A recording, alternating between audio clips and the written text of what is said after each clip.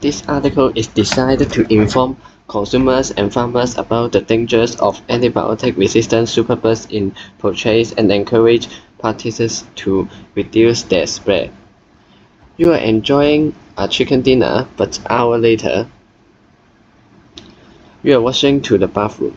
That's what happens to over 200 students in New Zealand last November got sick after eating chicken souvlaki. They got vomiting, diarrhea, and missed exams, all from bacteria in mishandled poultry. This isn't just a random mishap. A 2018 Sicily study found 91% of poultry samples had E. coli resistant to antibiotics, far more than pork or beef.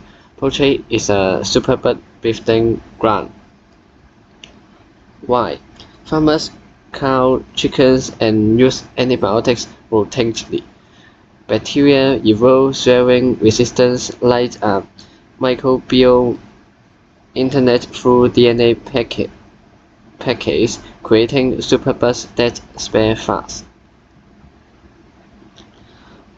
These superbugs can hit us hard: skin infection, urinary tract issues, or even deadly diseases. And they are not a distinct threat. They are in our food and environment right now. We can fight back. Farmers should cut antibiotics, boost hygiene, and improve poultry living conditions. The consumer can cook chickens to 74 degrees Celsius, use separate cutting boards for raw and cooked foods, and pick poultry labeled "No antibiotics ever" or from local farms. Superbugs are in our food and environment now. Let's keep chicken safe and tasty.